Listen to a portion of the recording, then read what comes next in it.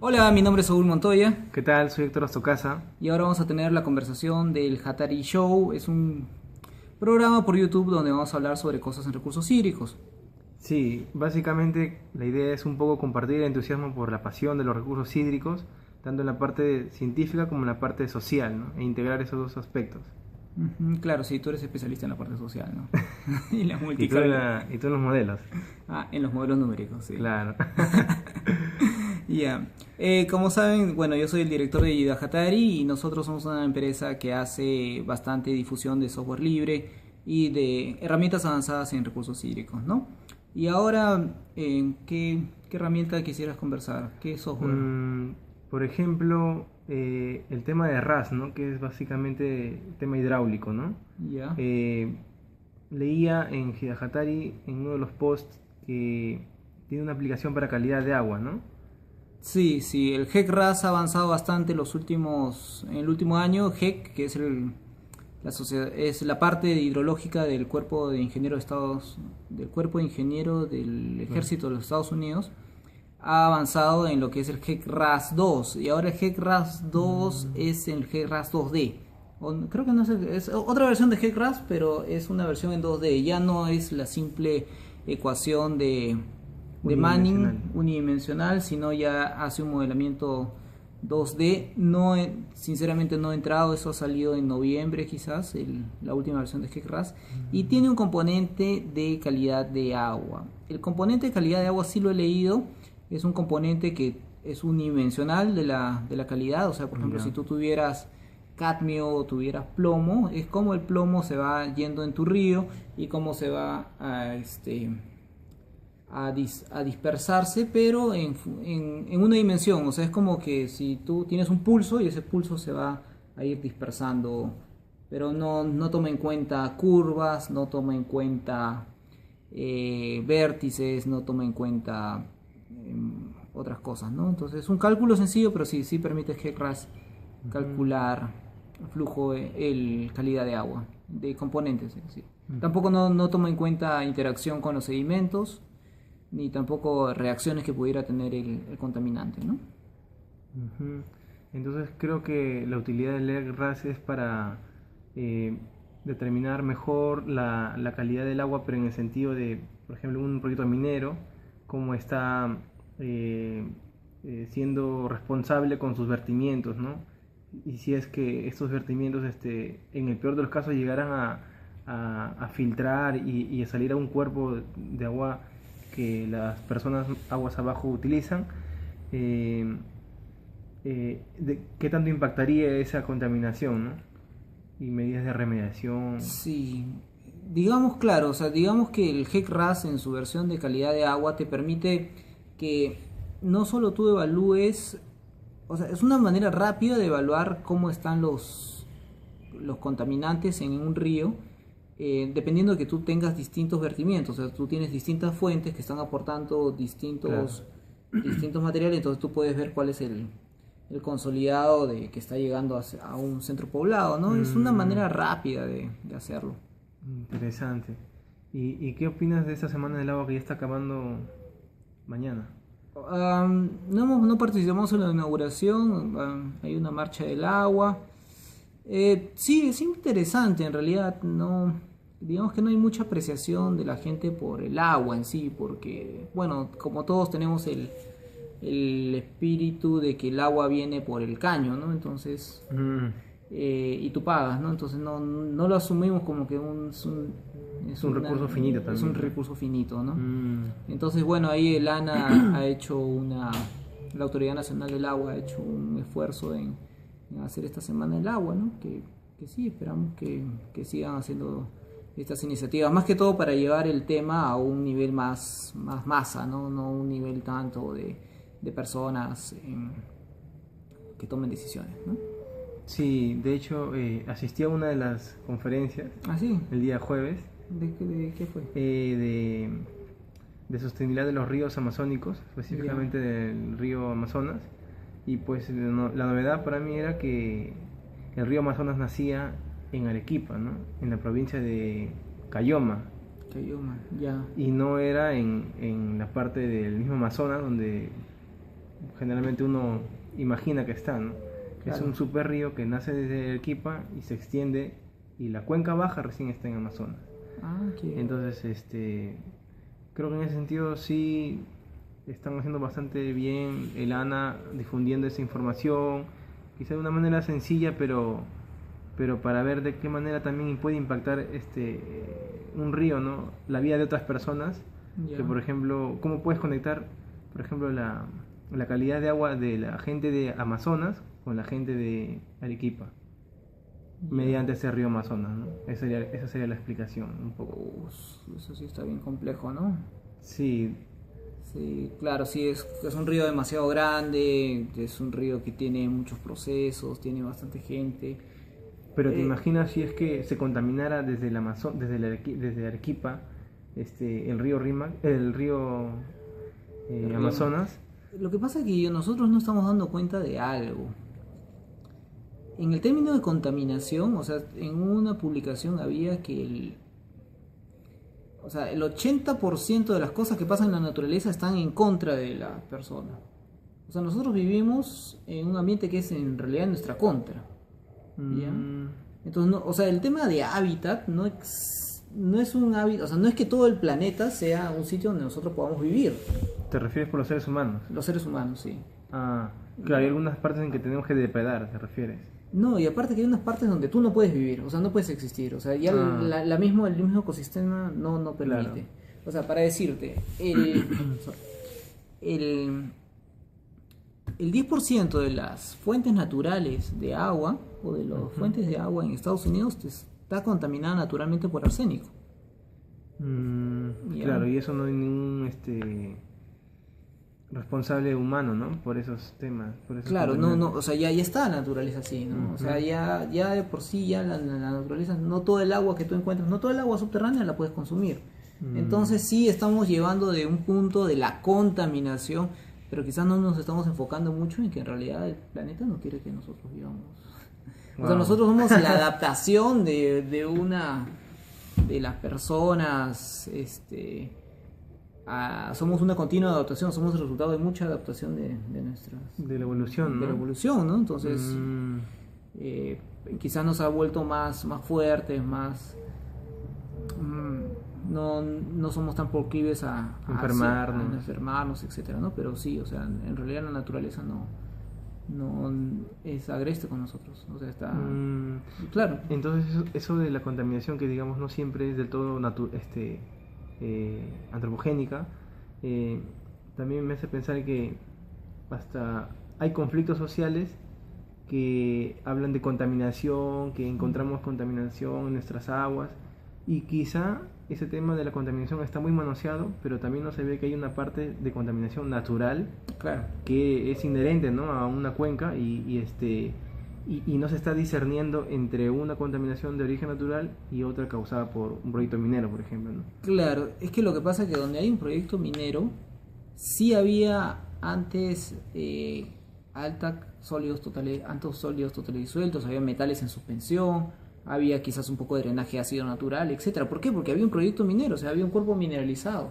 Había, Mm, o sea, de ahí le escurría, le llovía, etcétera, pero sí había minerales ahí, o sea, y de todas maneras la calidad, ese sitio no pasaba por el estándar de calidad ambiental, ¿ya? mm, Naturalmente, ¿no? Entonces, ahí sí, creo que no estamos enfocando bien el tema de la contaminación. No, o sea, la mayor contaminación es la contaminación, lo he dicho, lo he escrito en ciudades y la agricultura. Esas son buenas contaminaciones, o sea, son grandes, son diseminadas, implican a miles, millones de personas y no están tan bien reguladas.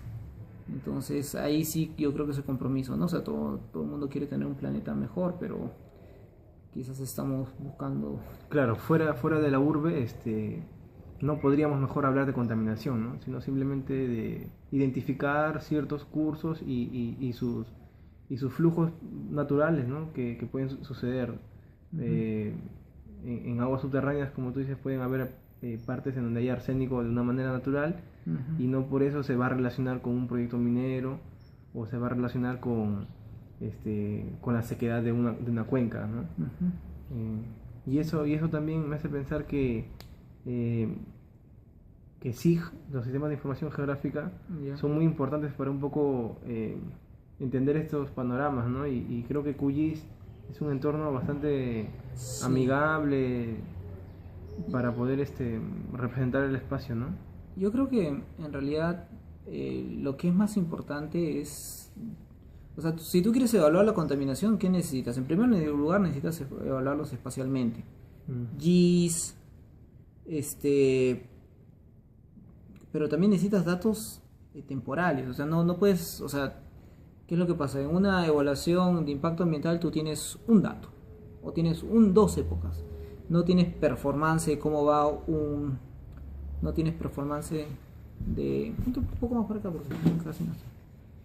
No tienes performance de cómo está una concentración con el tiempo, cuál fue la concentración antes del proyecto, etcétera. Entonces, en esa parte sí estamos limitados y sí, o sea, es cuestión de la aguja en el pajar, o sea, tratamos de entender algo a través de nuestras estaciones de monitoreo, pero a su vez estas estaciones, o sea, pretendemos saber algo de las estaciones de monitoreo, pero si nosotros comprendiéramos mejor, para que nos den datos que comprendamos mejor, pero si podríamos comprender mejor, podríamos poner mejor las estaciones, porque en realidad las estamos poniendo donde nosotros creemos que pudieran decirnos algo, y muchas veces lo ponemos porque en realidad es un requisito de tu plan de manejo ambiental, ¿ya?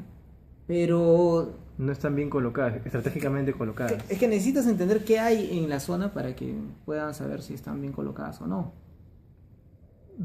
Pero entonces eso significaría que a veces Senami no está haciendo bien su trabajo. No, eso ya estamos hablando de los planes de manejo ambiental de las minas, por ejemplo, ¿no? Ah, ¿y a dónde colocan sus puntos de aforo Sí, o de calidad. O de calidad que en parte les conviene, ¿no? Que van a encontrar un lugar donde pueden decir la calidad del agua está bien, ¿no? Que por ese proyecto está bien. Sí, pero en sí también, yo creo que también, o sea, por naturaleza la persona no es mala, ¿ya? Y por naturaleza, bueno, ya, alguna persona querrá saber, ok, yo quiero que mi punto de monitoreo me dé datos que me digan, ok, si hay contaminación o no hay contaminación, qué es lo que está pasando. Pero si tú no entiendes muy bien cómo está funcionando, o no eres muy vehemente con tus datos, en realidad no vas a poder entenderlo. O sea, o al momento que tú tengas que sustentar algo, no lo vas a poder, no vas a tener los datos en sí. Es un tema. Ahora hay otro tema que es ¿recuerda lo que hablamos del manejo adaptativo de los EIAs? Claro. Sí. O sea, tú cuando llegas a un proyecto minero o un proyecto cualquiera, tú sabes muy poco del medio ambiente. Casi no sabes nada. Claro, salvo que te conozcas todo el Perú, pero tampoco es imposible eso. Claro, y que conozcas toda la química y todos los suelos y los flujos, etcétera, y la calidad del agua, etcétera. Y eso es sí bien complejo. Probablemente no lo llegue. Ahora, tú tienes que ya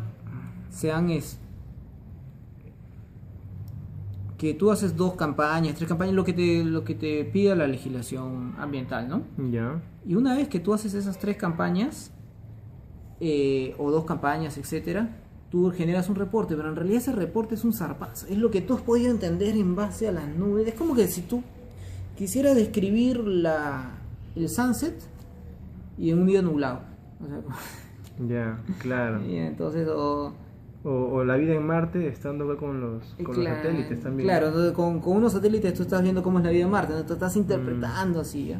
Entonces, y luego sobre eso, o sea, la responsabilidad es que tú tienes que dar una evaluación ambiental, o sea, tú tienes que evaluar un impacto, no es que tú tienes que comprender, ¿ya? Entonces es un poco optimista. Ya entiendo por dónde vas, pero eso no se podría, digamos, un poco sopesar con el hecho de que tienes gente local y te puede suministrar de datos o simplemente calidad tú mismo. En calidad de agua no te estás arrimando mal, te está mal árbol. Calidad del agua no. ¿Quiere decir que no hay una fuente confiable en Perú para calidad de agua? A escala de proyectos no. O sea, no hay un ente que sea autónomo. No es tanto, sino que por ejemplo el problema es la escala, o sea, tú tienes una escala muy pequeña. Muy pocos puntos de monitoreo. O sea, claro, o sea, tú tendrás por ejemplo en una cuenca 8 puntos de monitoreo, Quizás habrá 2 largos de caudal, pero en donde está tu proyecto no hay ninguno. Entonces, Saúl, como para entenderlo en contexto, así en palabras sencillas, si uno quiere poner puntos de monitoreo de agua de una cuenca, pero la cantidad de ellas en proporción a todo el ciclo hídrico que envuelve esta cuenca, ¿qué tan relacionada actualmente está? De repente estamos hablando como querer medir no sé, un gigante con un centímetro, ¿no? claro, Ajá. algo así, sí, es en buen cristiano, o sea, entender cómo está un ciclo hídrico, el ciclo de la calidad, etcétera, con 5 piezómetros, 3 estaciones de monitoreo y caudales en la época seca, en la época, incluso caudales completos en un año, es como, sí, pues, querer medir la miopía con un fondo de botella, una cosa así. O no muy optimista, es como querer medir a pie grande con 1 centímetro, ¿no? Ya, O como ya, una ya. escuadra, con una regla, con un escalímetro, ¿no? Entonces, en ese sentido, sí deberíamos siempre, más allá de científicos, sino como peruanos, preocuparnos de que hay bastante trabajo por hacer y hay que apostar más por la ciencia y hay que empaparnos de información, de tener esta mirada crítica a las cosas, de no conformarnos con las instituciones que ya están establecidas, de no creer que tanto las fórmulas y los procedimientos establecidos son los mejores, pensar que, como tú dices, parte del manejo adaptativo es creer que todo este manejo adaptativo es como un mito social en el que del tema ambiental, por ejemplo, no conocemos, somos muy ignorantes y nunca vamos a llegar a conocerlo, ¿no? Porque siempre hay procesos naturales que, por ejemplo, un terremoto puede ocasionar un nuevo, una nueva dorsal oceánica, por ejemplo, una montaña, y eso cambiaría de repente la parte hidrológica que podría afectar a alguna zona. Entonces, a lo que voy es que siempre hay algo más que conocer. Sí, yo te diría que siempre, y acá donde adolecemos, en realidad somos bien adolescentes, porque la palabra adolescente viene de adolecer, Que te falta algo, ¿no? que te falta. Entonces nosotros adolecemos del critical thinking o del pensamiento crítico, y hay muchas veces que no nos atrevemos a entender las cosas. O sea, y ahí es donde vienen los consultores, pues. Los expertos. Los expertos, claro, y es increíble, o sea, en el contexto de la investigación es opinión de expertos, pero en realidad, ¿quién te hace experto si, por ejemplo, expertos en... O sea, ¿qué te hace ser experto? O sea, Bueno, en parte, digamos, el haber trabajado en otros lugares, ¿no? claro, pero si en los otros lugares tú trabajaste bajo malas metodologías o cometiendo errores, ¿qué vas a hacer en el otro lado? Vas a seguir cometiendo los mismos errores. Es como el caso de la remediación del lago Titicaca. ¿Ya? ¿Qué hay con el ego típico? O sea, cuando hablan del plan de manejo del lago Titicaca, te hablan del barquito que va a monitorear, ¿Ya? te hablan de fortalecer la autoridad local del agua, Ya. te hablan de campañas de concientización, etcétera. O sea, si tú te das cuenta, Parece bien. eso te parece bien, ¿no? Claro. Pero en realidad, para mejorar el lago Titicaca, lo único que tienes que hacer es parar y tratar las aguas que tú le estás botando vertidas. ¿Por qué? Porque ahí es donde viene el nutriente y donde ahí es donde está el problema de eutroficación, donde los nutrientes entran a la bahía del lago Titicaca y no empiezan a generar algas que no permiten que entre el sol, etcétera, ¿no? Ya. ¿Ya? Okay. O sea, es eso, o sea, es una cuestión de perspectiva, no es una cuestión de que de la experiencia, etcétera, ¿no? O sea, contaminación es primero investigar la fuente y segundo investigar el método. O sea, ¿para qué te sirve tratar una pluma contaminante si no has solucionado El vertimiento, claro.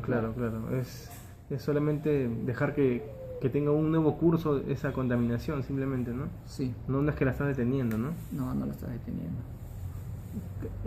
Entonces, hay que hacer un estudio constante, ¿no? De las cosas. No hay que pensar que pasas de prefactibilidad a factibilidad y quiere decir que, por ejemplo, el caudal que llegas a determinar va a ser el que te va a garantizar que tu presa tenga esa capacidad, Sí, o a que ver. no se rebalse. Entonces me decías que, claro, cuando tú tienes un estudio, o sea, imagínate, tú ya tienes la prefactibilidad, entonces tú sacaste tu estudio de impacto ambiental, etcétera, ya tienes la factibilidad. Entonces, el tema es que se ve al estudio de impacto ambiental como algo sagrado. ¿Ya? Y en realidad yo sí soy católico, pero yo creo que en realidad la gente es más... O sea, si bien yo soy católico, la gente es bien ferviente. ¿Sí? ¿Ya? ¿Por qué? Porque toma que el estudio es el estudio y que fue hecho por expertos y que no hay nada más aparte de ese estudio, ¿ya?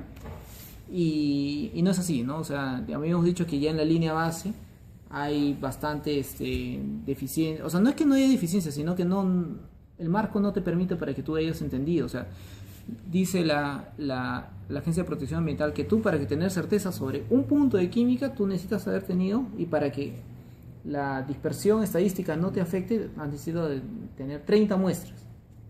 Wow. Yeah. De ese solo lugar. De un solo punto. Yeah. ¿Para qué? Para que una muestra no varíe mucho respecto de la otra y para tener un valor más o menos exacto, la media, etc. Y generalmente acá estamos con dos, pues, o sea, dos muestras por un punto. Química, sí. Línea base. Acá en Perú.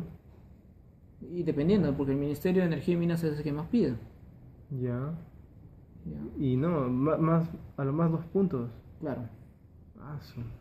Claro, ahora yo tampoco no lo digo porque es caro, o sea, hacer muestras de química sí. es caro, o sea, y la gente va a querer hacer la menos cantidad de muestras de química. Y ahí en realidad el reto es hacer las muestras y tomar el monitoreo donde en realidad valga la pena. Pero yo pienso que también ahí se podría anexar nuevamente la parte social, ¿no? Y pensaba en que, por ejemplo, hay universidades. Claro, de hecho no todas las universidades del Perú tienen la parte de una especialidad de química, pero las que tienen podrían encargarse de eso como una especie de compromiso, tanto porque ellos también son parte de ese lugar, en hacer esos monitoreos, ¿no? De repente a largo aliento, pero creo que falta ese tipo de conexiones, ¿no? Porque sí. Está muy separado el conocimiento técnico con la parte social, y finalmente las políticas terminan siendo...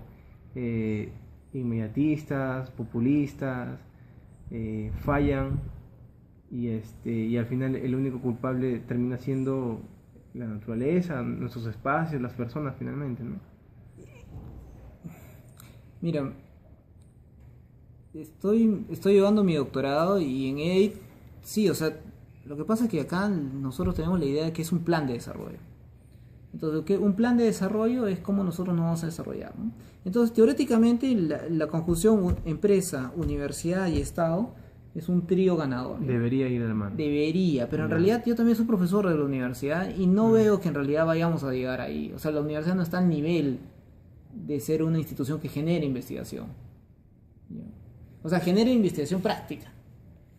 No está al nivel, o de repente no ha encontrado esa mirada de hacer las cosas por ahí. Es que... Porque nivel entiendo que es como que no están capaces. Sí. Bueno, pues así es el Perú, ¿no? O sea, no... para que... En todo caso, si es así, fácil, se capacita a la gente y ya está, ¿no? Sí. ¿Quién lo capacita? Me imagino que la autoridad del agua, ¿no? Claro, pero sí, o sea, yo también es una cuestión de perspectiva. O sea, la universidad tiene que ya generar sus propios papers. O sea, y eso sí, o sea, yo creo que Mira, una cosa es que tú hagas un paper, o sea, una publicación que sea aceptada por la American Geophysical Union, que sea aceptada por la European Geophysical Union, que salga en un paper del ACE, o que salga en un paper de los que genere Springer. Uh-huh. Esa es una investigación. ¿Ya? Que de hecho no creo que sea tan difícil, ¿no? Que de hecho que no es difícil, pero no, pues, o sea, que salir en la revista científica de la San Marcos no es una, o sea, con la salvedad, o sea, no es, o sea, ese es el panorama de investigación que nosotros estamos buscando, o sea, y en base ya a publicaciones que he visto, sí, o sea, no, o sea, ¿qué tenemos que hacer en investigación? Análisis polivariado, investigación con herramientas avanzadas de análisis, caso Python, caso MATLAB, etcétera. Modelamiento numérico. Modelamiento numérico, cálculos determinísticos, calibración. O sea, ¿de qué te sirve hacer un análisis si al último no lo calibra? O sea, si tu análisis no en cierta manera está representando lo que es el sistema actual, ¿no? Claro, un modelo calibrado te permite luego predecir algunas cosas, ¿no? Claro. O simular eventos, ¿no? Claro, es una mejor construcción, ¿no? Entonces, si nuestros análisis son más light, si se basan en encuestas, participación de todas las partes, hasta la gente que y no tiene nada que ver. matrices, claro, presenta eso ante un paper y te van a decir, bueno, es un buen pedazo de Nada. nada, ¿sabes? O sea, ya. Mm, Claro, y tampoco, y es duro, ¿no? Porque no quiere. Yo también terminé la universidad, ¿no? Entonces tú dices, viene alguien y dices, tú no puedes hacer nada yo me sentiría mal, ¿no? Si me dices que no puedes hacer nada, pero bueno, pues, ¿para qué te voy a decir que no puedes hacer algo, ¿no? O sea, pero sí, definitivamente creo que el tema de la química en el agua es fundamental, ¿no? en la química y un gran manejo de datos. Tú tienes que encontrar datos de la Claro. cuenca que generalmente no sabes. Claro. Y entonces tú en base a eso tienes que hacer un análisis y te vas a dar cuenta de cosas interesantes, ¿no? Por ejemplo, algo sencillo, un término de química que nos puede invitar a pensar de otra manera en los recursos hídricos. Por ejemplo, justo ayer estaba hablando de la naturaleza de los manantiales. Ya. Entonces, en la naturaleza de los manantiales tú tienes manantiales someros, intermedios y profundos. Ya. ¿Ya? Entonces, ojo, esto es interesante. Este programita me está gustando bastante. ¿Por qué? Porque tú, en los manantiales someros, intermedios y profundos, tú tienes... están relacionados a la química, al flujo Ya. y a la trayectoria en el agua subterránea. Ah, ya. ¿Ya? Entonces, manantiales importantes son aquellos manantiales que son, por eso, todo manantial es permanente. ¿Ya? O sea, un manantial, para que sea manantial, tiene que tener agua en la época seca y en la época húmeda. Correcto. Siempre. Si un manantial se seca, no es manantial. ¿Ya? Ya. Primero. Segundo, que si este manantial tiene un flujo mayor a 1 litro por segundo, más Ya. o menos, Ya. ahí también quizá me falta hacer un paper. Si este manantial tiene un caudal mayor a 1 litro por segundo, está relacionado a un flujo somero. ¿Qué significa un flujo somero? Es que en el flujo de agua subterránea no ha pasado más de 50 metros de profundidad, o sea, desde que se infiltró Ya. hasta que salió del manantial, sí, 50, 75 metros de profundidad. Ah, ya. O sea, si tú encuentras un caudal de un manantial de 1 metro, estimas que De su 1 base, litro por segundo. De 1 litro por segundo, su base debe estar a 50, 70 metros debajo de la superficie. No, o sea que se ha infiltrado el flujo, si esta es la pendiente, el flujo de agua subterránea es así. Entonces el flujo de agua subterránea no se ha ido muy profundo, ¿no? Y curiosamente en química esas muestras tienen altos carbonatos. Carbonatos, sí, altos carbonatos. Sí, tiene CO3. altos carbonatos, sí. Ya. HCO. No, CO3 son los carbonatos. Algo de bicarbonatos. Ya. Bicarbonatos, pH 8, algo así. Siempre son básicas. Ya. En la mayoría de casos, ¿ya? Ujú. O sea, en calizas más, pero también lo podrías ver en areniscas, así, ¿ya? Ujú. Ahora, si el manantial tiene entre 0.5 a 1, significa que ya no pasó por los 75 metros, sino pasó más profundo. ¿Por qué? Porque viene la parte alta, se infiltra y luego sale. Claro, tiene sentido, va perdiendo más cuerpo de agua, ¿no? A medida que se profundiza más, ¿no? Claro. Y ya la sale, o sea, los bicarbonatos a su vez se quedaron en las paredes del medio poroso y quedaron otras iones más persistentes que son los sulfatos. Ah, esos son los contaminantes. No, los sulfatos no, naturales, son sulfatos naturales, pero son aguas más sulfatadas. Pero no llegan a ser contaminantes, es natural. Y entonces eso a su vez está relacionado con mayor longitud de trayectoria y a su vez está relacionado con menos caudal. Ya. ¿Ya? Y si tú llegas en un manantial y tiene un flujo muy pequeño y le haces una muestra química, te sale que el ion principal son cloruros. Ya. ¿Y por qué son cloruros? ¿Por qué? Porque de los 3 iones principales, los 3 aniones principales, sulfatos es... anión, Es un anión, sulfatos. anión, claro. Ujú. Entonces, el cloruro es el más persistente porque aparte que es el que tiene el menor peso y aparte no se adhiere tanto. Ya. Entonces ya la naturaleza cogió los bicarbonatos, cogió los sulfatos y luego viene con los cloruros. Entonces, y eso o sea, ya estamos hablando de que el agua son flujos muy profundos, son periodos de años, y a su vez son caudales muy bajos, ¿no? Entonces existe esa relación en las cuencas andinas. Entonces, O sea, por ejemplo, hay una relación entre la composición química, molecular y la profundidad. y la trayectoria, o sea, cuál la ha sido la trayectoria y el trayectoria, caudal, sí, ¿no? y el caudal, sí. Mm. Ya. Todo está relacionado. Y eso es química del agua, pues, ¿no? Y eso es química del agua, entonces, pero eso lo tienes que, no está en los libros, o no sé, o sea, y ahí viene la otra cosa, ¿cuáles son los mejores libros para tú entender hidrogeología e hidrología? Ya. O sea, vas a la universidad y te traen el 20 Show, te traen el Custodio y el Fetter, ¿ya?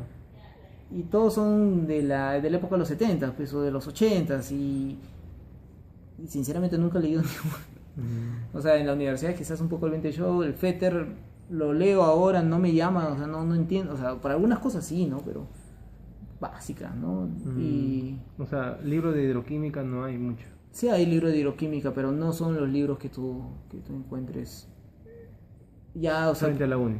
frente a la uni, ¿no? O sea, libros de modelamiento hidrogeoquímico, eso sí es interesante, análisis de especiación. Y otra cosa también importante ahí en todo esto es el tema del idioma, ¿no? El inglés. Creo que no es posible que uno no entre a leer estos libros porque están en inglés, ¿no? Sí, No debería ser una dificultad, ¿no? sí, ahora justo el otro día noté que Pronavec tenía una beca bien interesante que era que si tú habías acabado el intermedio, te becaban el avanzado. Ah, mira. Qué Entonces bueno. a mí me parece súper chévere, pues, porque... No los publican en tu página eso. Ah, no, no. Porque porque sí, o sea, si no tienes inglés, muy difícil que logres, Conocer otras cosas, conocer ¿no? los Es más, ¿no? papers, etcétera. Haciendo un proyecto contigo, he visto y he aprendido que uno puede comunicarse con investigadores de fuera del país, gente top del mundo, de realmente expertos, y digo expertos porque han desarrollado la tecnología, Claro, de el los autores de los conocimiento, códigos, sí. ¿no?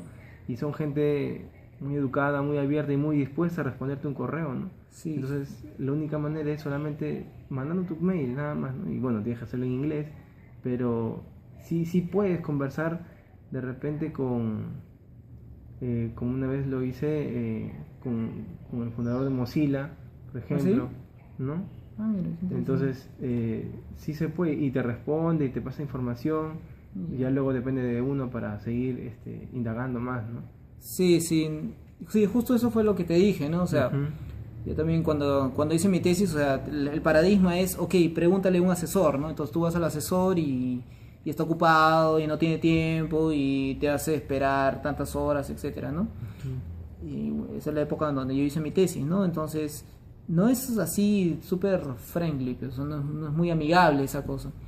Entonces, pero por ejemplo, y es algo que yo también me di cuenta en un tiempo, decirle, oye, estoy haciendo no me sale esta cosa, o no sé esto, y por qué será esto, entonces, a ver,